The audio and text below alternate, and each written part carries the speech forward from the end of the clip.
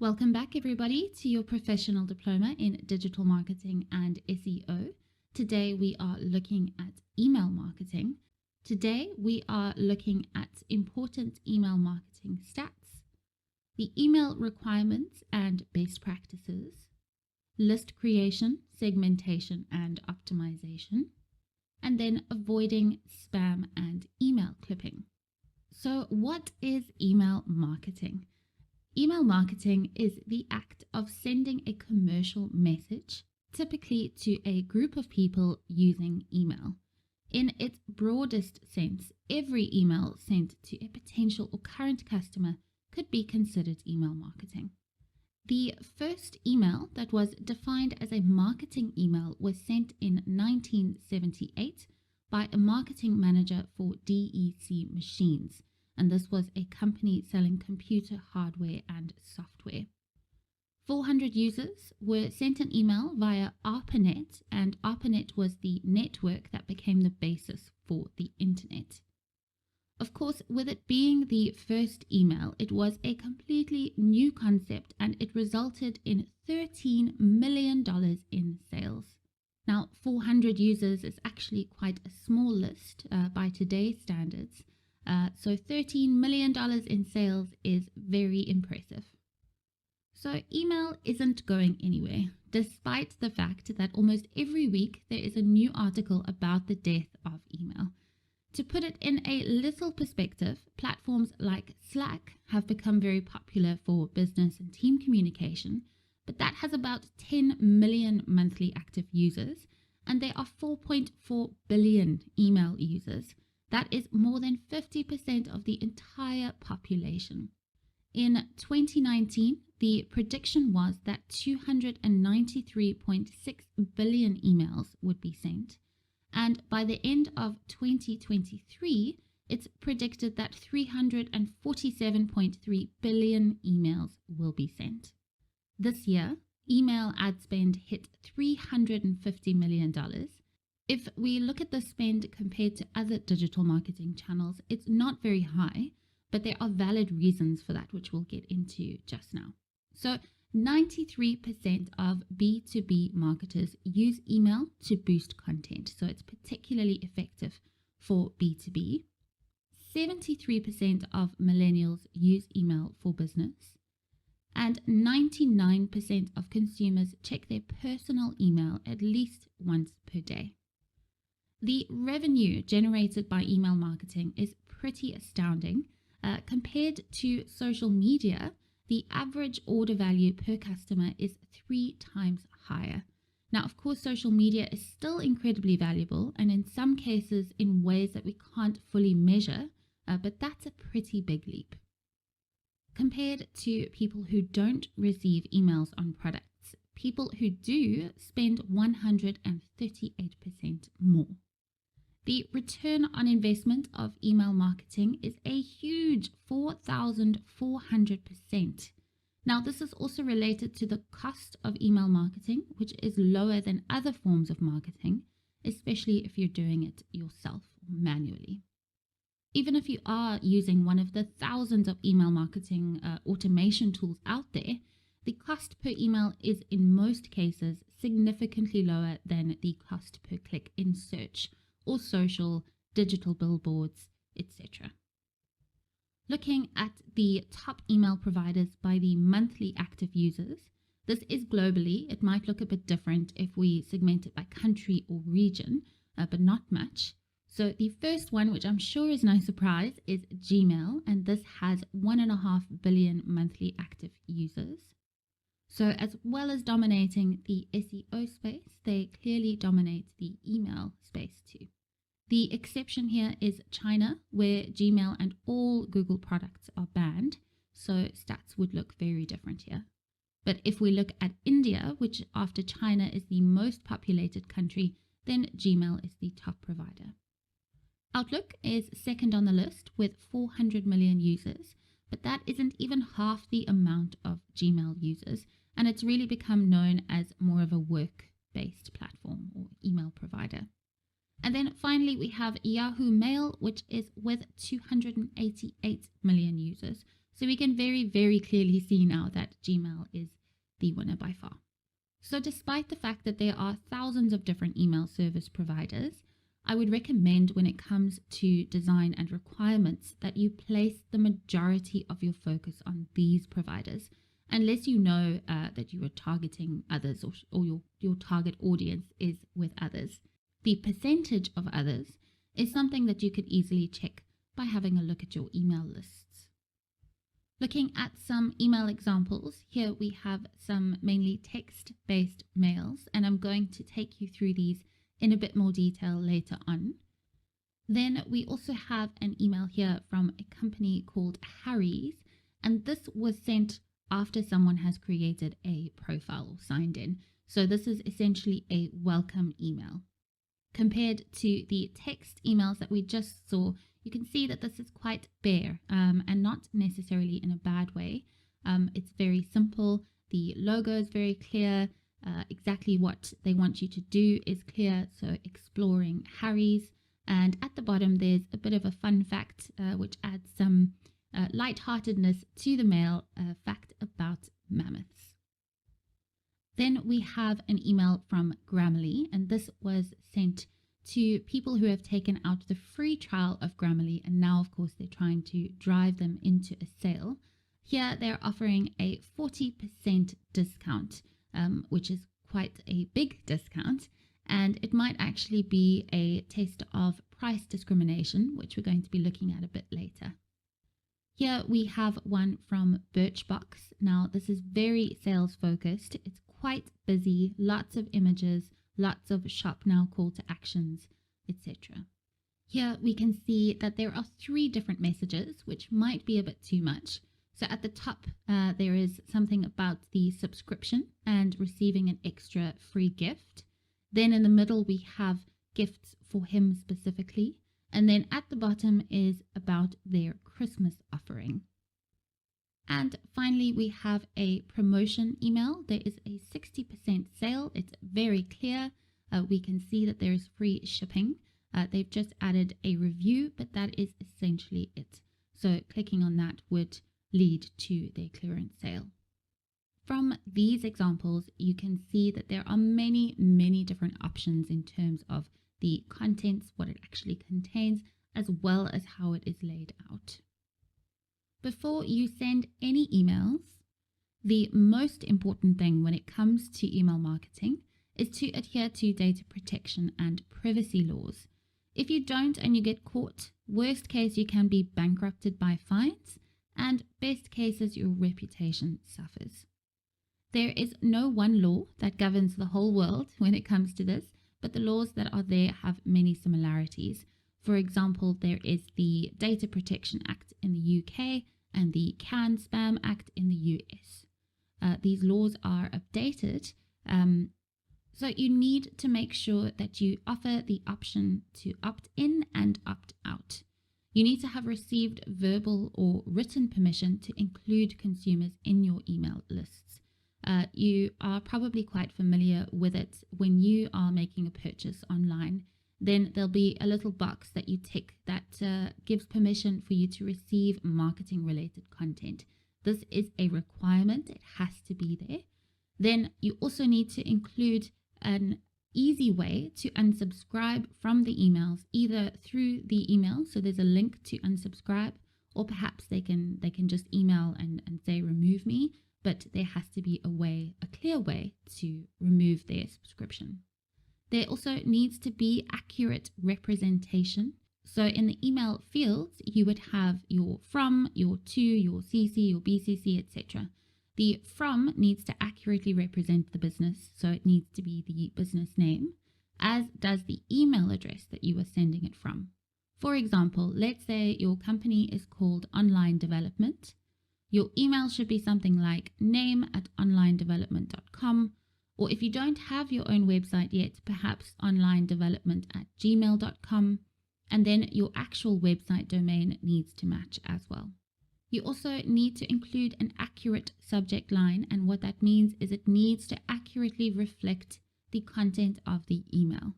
And then the location, so a registered postal address, whether you have a company address or not, needs to be included at the bottom of every email. So, subject lines. Now, the rest of your email doesn't really matter if no one opens it, right? Many people look at the subject line first and then who it is from. Some people look at this the other way around, but essentially these two factors are very important. You can very easily find articles on advice for the best subject lines to use. Things like including numbers, using scare tactics, sales triggers, etc. I'm not going to go through that because again, it is very subjective. However, we will go through the things that we know to be true no matter what. We have maximum characters. Now, there's technically no subject line character limit.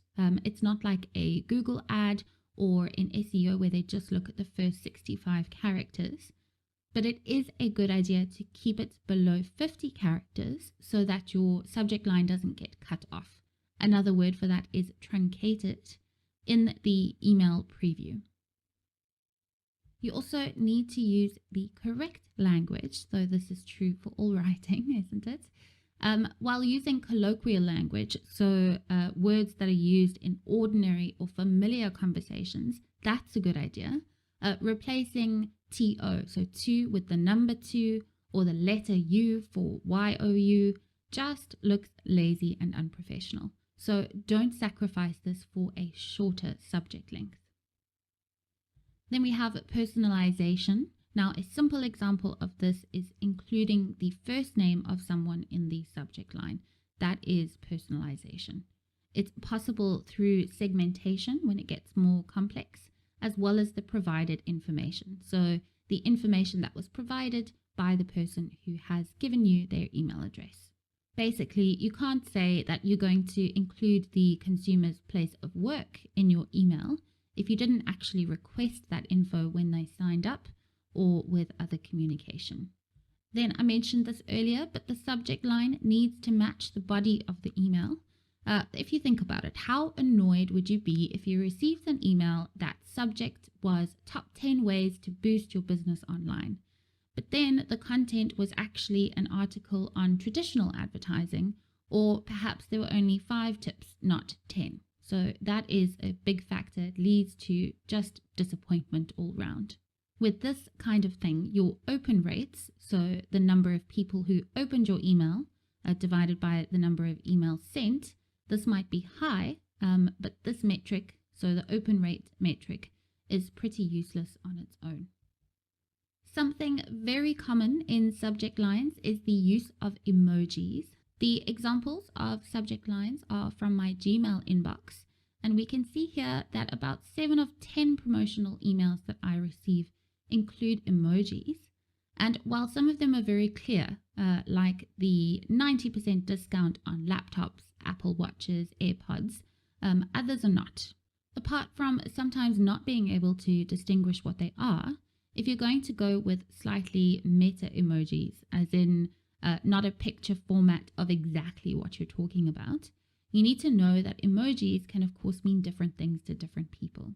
While you can't cater for every individual, you can do a bit of research into your target audience and whether there are any things like this that you should rather avoid. And remember, you can and always should test. Email personalization is targeting an email to a specific subscriber by leveraging the data and information that you have about them. Some personalization options are only available if you're using an email marketing or automation tool to create, send, and manage your email campaigns and lists. We can't really spend much time on the how-to of personalization without me delving into email marketing tools, of which there are a ton. While the gathering and, let's say, storage of the information needed for personalization should be pretty similar, how you implement these tactics can differ a lot. And after doing a bit of research and deciding on the tool you'd like to use, there will be tutorials and support offered on their side. So some examples of personalization are name, which is very basic. We've all seen this. An email either starts with Dear Laura, or the subject line might include it like, Laura, take advantage of our limited offer. Then getting a bit more complex, you have the last purchase. So based on what your consumers last purchased, you can customize the content of your email based on that. This could be advertising accessories related to the purchase, perhaps other relevant products in the same category, for example, technology and more. This can be done with or without marketing automation, but it's obviously much easier to do it if it is handled automatically once you do the initial setup. I imagine that you would only do this manually if you were just starting out, had a small customer base or a small amount of products. You can include their location in the actual copy of the email or tailor your offering based on their location. For example, if you have multiple stores or a local event. You can send your loyal customers, and here loyal could mean different things. For example, the number of purchases, how long they've been a subscriber for, an exclusive offer to thank them for their loyalty. You could also entice people who haven't yet bought from you with a different offer. Then we have dynamic content, and this is something that is only achievable with automation. But of course, an automation tool will only work effectively if it's been set up properly. It can't guess the best content for your users unless you've tagged it or linked them or set up rules. More than the standard personalization, like first name, company name, location, etc. And again, this is the information that you would have requested from your subscribers when they opted in to receiving your emails. This is not possible without segmentation. Now, segmentation is a very common word when it comes to marketing. Segmentation is breaking subscribers into smaller groups based on specific criteria so that you can send more personalized and relevant emails. Let's take a quick look at an example of segmentation. On the left here, we have a simple Excel spreadsheet. So let's just say we're managing this manually. We have the first name, last name, email address, the source, so how they opted in to your emails, and then the opt-in date. Some examples of segments that you could create with this information is a free trial. So you would create a list of all the people that opted in from a free trial. You could do the same with blog posts, so all people who opted in via a blog. You could do the email service provider. So here we have just Gmail as it's an example. But if you have many other service providers and perhaps you need to work on different layouts, then this would be a segment. And then finally, you could create a list based on the month that someone opted in. So for example, you could use this to ensure that you send a specific email every 3 months with a really good offer. You could also keep track of whether they've made a purchase or not, and then send them a discount or free delivery or something along those lines. Let's go through some more examples of segmentation lists. First up, just like that Harry's email, we have new subscribers. So you could send a welcome email to all the new subscribers. You could also have preferences. So for example, subscribers who only want to receive new blog notifications or only sale notifications or only one email per week. All these options are things that you would need to include in your opt-in process, but then you could really use that information to ensure that you're sending your people or your users the most relevant information and information that they've chosen to receive. Then we have interests. So let's say that you have different categories on your site. You could create lists for each category. So people who buy from the tech category, people who read the monthly industry updates, etc. Then we have location, which is a great one for events. And you don't necessarily need to ask for this info. If you're using analytics or an email marketing platform, then you would know where your users are based. Then you have open rate, and this ties back to the engagement personalization. You could save a list with the criteria of when they last opened an email from you. You could also include frequency. Then lead magnets, and this is referring to what made them a subscriber. Do you have a strategy where different content topics and formats are used for different targets? For example, if someone gave you their email address to download healthy recipes, and then another did it for cake recipes, you can send them different content based on this. And then another common one is cart abandonment. You could create a list of people who reached your cart checkout page, but then didn't proceed. You can entice them back with a reminder or a discount on their next purchase. So something that I mentioned earlier, and this is a strategy called price discrimination, and essentially it is a method to try and get the right price point for your different consumers. For example, if you have frequent users, let's say you are a brand like Grammarly, and of course people log in and use it at varying rates, you would have your most frequent users and you could offer them a lower discount than you normally would because they would have seen the value of your product or service. They're using it more frequently, so that is a fact. And because of that, they might be willing to pay a higher price for continuing with that product or service or upgrading to a premium version. Then likewise, with less frequent users, you could use a higher discount to try and entice them into purchasing the premium version or whatever it is, because they haven't seen or yet seen the true value of that product or service. They are using it less frequently. So if we're enticing them with a higher discount, then that could encourage them to use it more frequently and then actually become loyal customers. Now, of course, with any email marketing strategy, you want to be increasing your email lists. And something that is very commonly done is by using a lead magnet. I'm going to take you through what makes these effective just now, but examples of lead magnets would be a coupon or a discount. So they would have to submit their details in order to take advantage of that. An ebook, cheat sheets, case studies, free trials or samples, or a free consult or a quote. Now, these things do depend on the business and the offering, but these are very common lead magnet formats. But of course, to increase your email lists, the tactics that you use to do so need to be effective. And to be effective, whatever you do offer them in return for their personal information needs to be easily consumed. And what that means is that it should be in bite-sized length and format.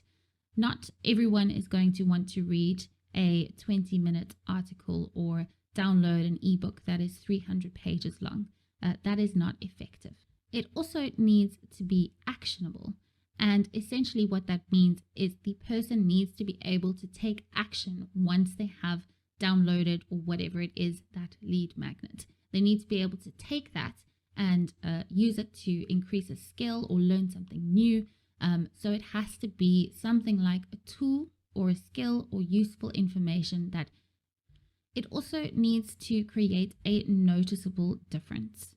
Now, the truth is, if what you have offered them creates a noticeable difference, an amount of their purchase perhaps, the application of your advice made a difference in their personal or professional life, then people will continue to buy from you. Ideally, it needs to be perceived as valuable as the end product or service that you're wanting them to purchase. And remember that value is not just related to money. It obviously needs to be relevant to the consumer as well as to your business. Let's say someone is selling bathroom sinks. They aren't going to create a lead magnet around recipes. Someone selling cars isn't going to be promoting the value of cycling to work. And then finally, it needs to be available instantly. Now, as soon as they have given you their information, they need to receive whatever it is that you've offered them. Maybe it's an email with a link to download. Maybe it's a promo code that's visible on the site as soon as they have submitted. But yes, it needs to be available straight away. Now, the next thing that is very important to consider is your design. Firstly, if we look at mobile, over 68% of people view marketing emails on their mobile. If you're using an email marketing platform and templates, then they will be responsive automatically. But if you're designing your own email, you need to bear in mind that what looks great on desktop won't necessarily look great on mobile. And we can see here in this example, the desktop email is very different to the mobile email. Then there is negative space, and this is not a bad thing. You should not fill up the whole email with text and images. If we think back to that Birchbox example that we looked at earlier, that is very busy. There's not much negative space, and just including some negative space would make a big difference. If we look at the example here on Pinterest, we have something called active white space. And this is intentional space that is placed to emphasize aspects of the email and to guide the eyes to read from one element to another. So these are the spaces that are highlighted with the red boxes. And then we have passive white space, which is the green that you're looking at. And these are the edges of your email and the empty sections in the body of your email. Then when it comes to your font, of course, it needs to be clean and it should follow visual hierarchy. And what we mean by that is if you look at the example on the right, it's not a good example just because there are many different fonts that are being used, but the headings should be bigger than the body of the content. There should be subheadings, etc., just to break up that content more easily. Fonts like Arial, Roboto, and Times New Roman are what they call web-friendly fonts. Essentially, that means that these fonts won't distort or change on different devices, whereas others might. When it comes to color, this needs to be chosen very wisely, but of course it is hugely dependent on the brand colors.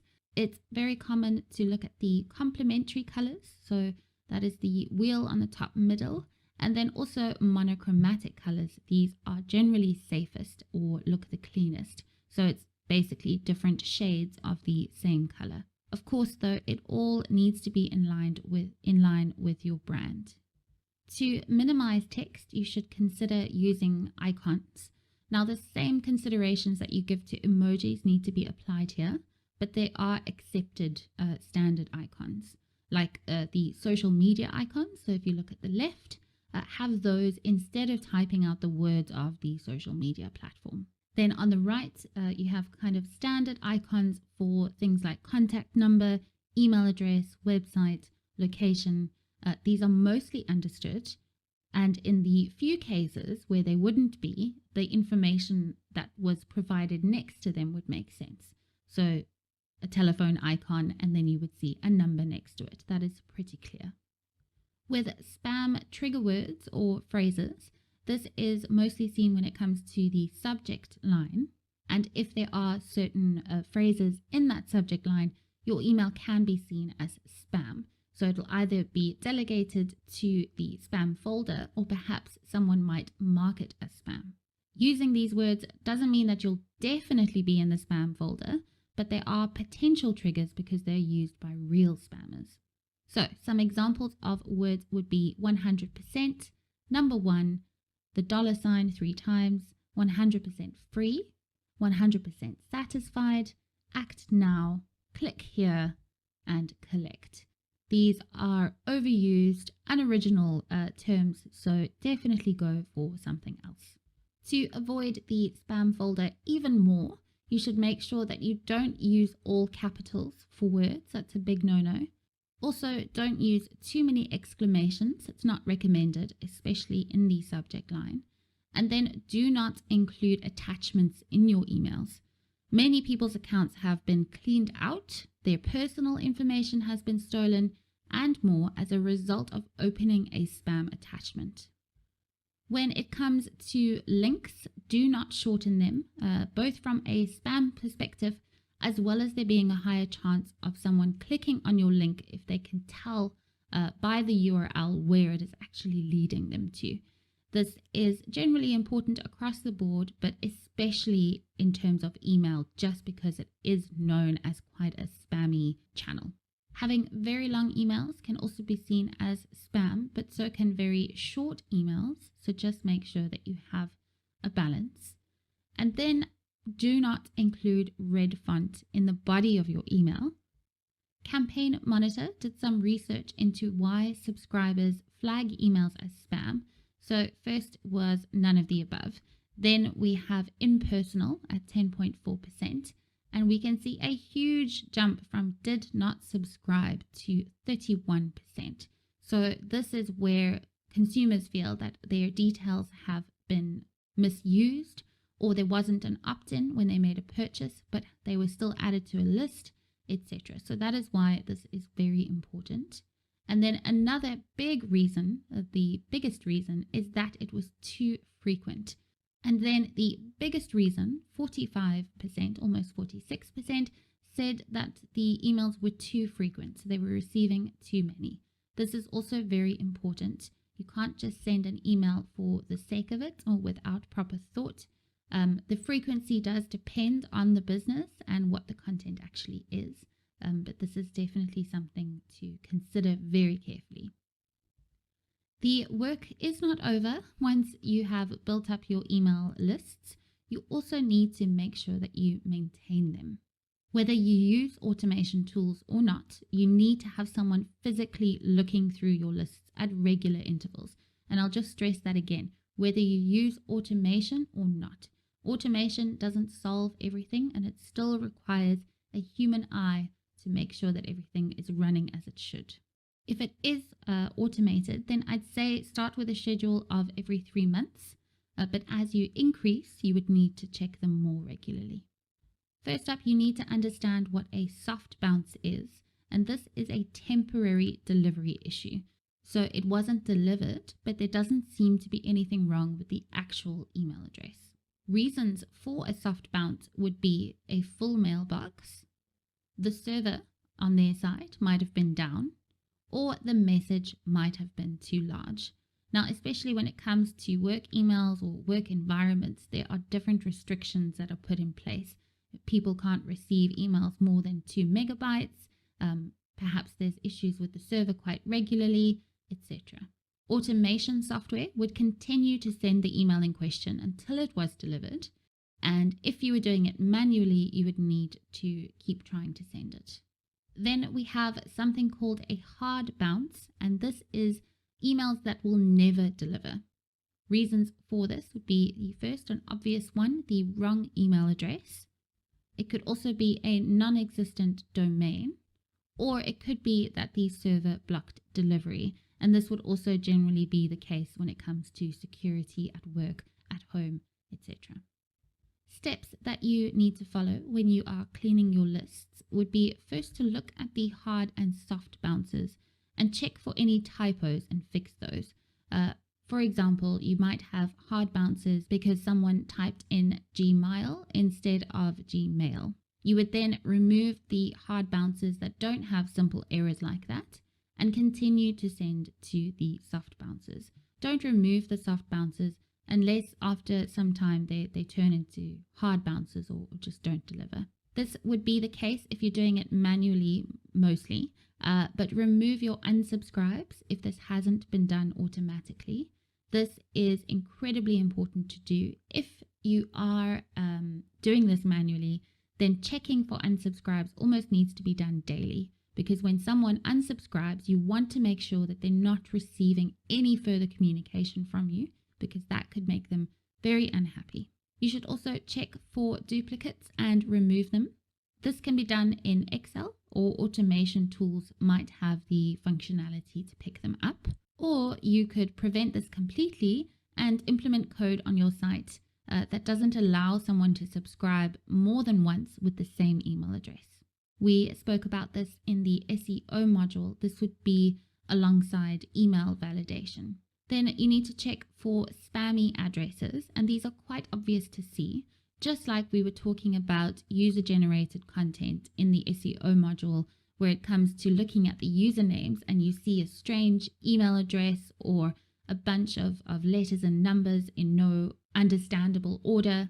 These are email addresses that should be removed. If you are unsure though, there are various free email verification services that you can use to check individual addresses. So it is quite time consuming if you have a lot of emails, a big list, that this wouldn't be an option in terms of a free service, but something to look at if your lists are quite small.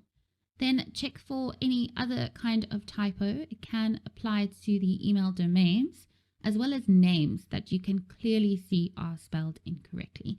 For example, if it's my name, Laura, perhaps I spell it Luara. That would be wrong. Let's say that you have decided that anyone who hasn't opened an email in the last 3 months will be removed from the list.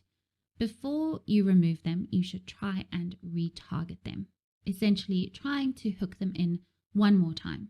A good idea, or something that is used quite frequently, is to send these people an email asking them if they still want to hear from you. Make the subject line clear. You could say, "We've noticed you haven't checked in a while. Would you still like to hear from us?" Don't make it salesy. That will just put people off. Ask for a simple yes or no reply. You would then remove the no replies. It's not worth wasting your time here. And then with the yes replies, try and get them to engage more by offering them a thank you discount or something valuable. If they've taken the time to reply yes to your email, then they are still interested. There are some signs that can indicate that you need to look at your lists, as in there is a potential problem. Even if you are looking at them regularly, you should also be monitoring your metrics, so the performance of those lists. Signs that things could be going haywire with your lists are lower open rates than you have previously seen. If your link click-through rate is lower, as in the percentage of clicks on links that you include in your email, if those are lower, then this could also indicate a problem. If there is an increase in spam complaints, you won't know this if you're doing it manually. It is the benefit of using an email marketing tool. If you have higher bounce rates, so in analytics, bounce rates to the pages that you link to in your emails, you should monitor these. If you are seeing these problems, before panicking about the quality of your content, I'd say the first port of call is to check the email itself for any obvious bugs or errors. Perhaps there are missing links, maybe the subject line or the body is displayed strangely. Those are easy fixes. Then you should check your lists and go through the steps and make sure there aren't any issues there. And only if you have checked all of this and it hasn't resolved the issue, then you should worry about your content. You need to look at whether it is engaging enough, whether the landing pages have changed or need to be changed, all of those different factors that we've spoken about when it comes to optimization, content development. So I know it might seem like a lot of steps already, and it is quite complicated to set up initially, but once you've done it and once you've gotten into the gist of things, then it is very easy. Another thing that you need to be aware of is something called email clipping. Gmail clips emails that have a message size larger than 102 kilobytes, and then it hides that full content behind a view entire message link. There are several reasons why this is done. You can see on the left there the example of view entire message. If you think about it, firstly, how many of you would click to read the full message of an email? It is very similar to social media. You know, if you see a long post and it says read more, very often people don't select that. They don't click on that to read more. It also affects your tracking. Now, most email senders place open tracking pixels at the bottom of the message to avoid any spacing issues.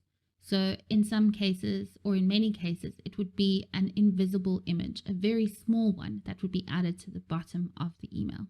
If the email hasn't fully loaded, then your open rates and any other data will definitely be skewed because that tracking hasn't loaded properly. If you also have any important links in the body of the email, they won't be seen either. Also, the required unsubscribe link can't be seen, meaning that you are not obeying the data protection laws. These are some good steps to take to optimize your emails, which means better performance overall.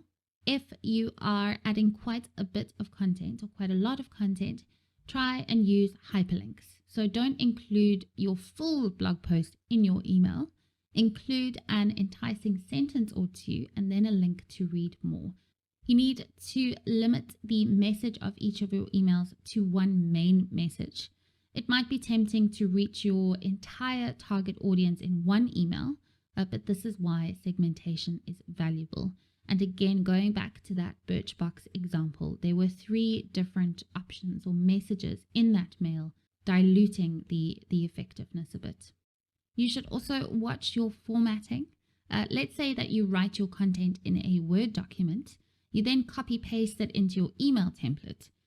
Don't do that, please.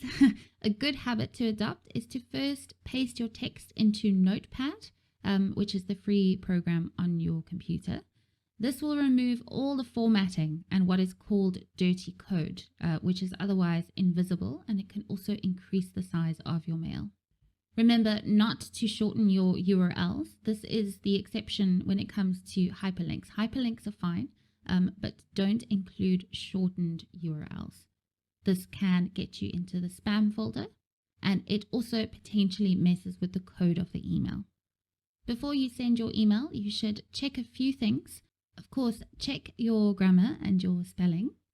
It is important to know that reducing the size of your image does not change or reduce the size of your email, just because that image is not actually hosted in the email. It's hosted on the site or wherever you've uploaded that image and then linked to or pulled through to the email. So if you are over the limit of 102 kilobytes, you should rather take out an image completely as opposed to resizing, because that won't make a difference. When you have completed your email, you should save it as an HTML file and then check the size of it. That's how you would know if it's over 102 kilobytes or not. If it is, then you know that you need to make changes. It is also a good idea to create a test sending list to confirm that the layout and the images work. You could add a few willing addresses, so friends, employees, of course yourself, and then check whether any clipping takes place. It is not 100% foolproof. The code of your email can be so-called used in different ways, depending on the device, the version of the browser as well, but it definitely helps. There are also certain days which are more effective than others when it comes to emails. Again, it is based, or it will change based on the business or the industry, but it was found that Tuesday is the number one day for sending an email, followed by Thursday and then by Wednesday. So again, definitely not an email sent over the weekend. That is not going to be as effective as sending it in the week. And you can also notice that Monday and Friday are also not the best days. So try and choose one of these three options. Or if you're sending more than one email per week, then choose two of these three options. There are also best times to send emails, and the top one is 10 a.m. in the morning, followed by 8 p.m. and then 2 p.m. Before we close off, let's quickly take a look at the first emails that I showed you. I just want to highlight the fact that here at the bottom, you can see that it says, if you'd like to stop receiving emails from me, click the following link. So that is an opt-out. Then we have the location as well. We can see the bottom on the right here as well. You can unsubscribe or change your contact details. Then when it comes to different subject lines, we can see here there's "Can you help me real quick?" There's no capital, so it doesn't exactly follow the correct grammar, but I'm sure there was a reason for it. Here we have a request from the sender, but it's saying how many minutes it would take to provide this information. This guy is trying to find out a bit more information about his readers, which is a fantastic idea, and he's just sending a very simple email to find out that information. On the right here, it gets straight to the point, and there is a hyperlink to the latest QuickSprout blog post. So we can see it's not included in the email, but there is a link to it. Also highlighting these examples here, click to continue and click here. These are not best practice links, but this is from Neil Patel, who definitely knows what he's doing. It is also an older email. Thank you so much for joining me today. We have now completed 3 lessons, so we are almost 50% of the way through. I will see you very soon for lesson 4. Goodbye, everybody.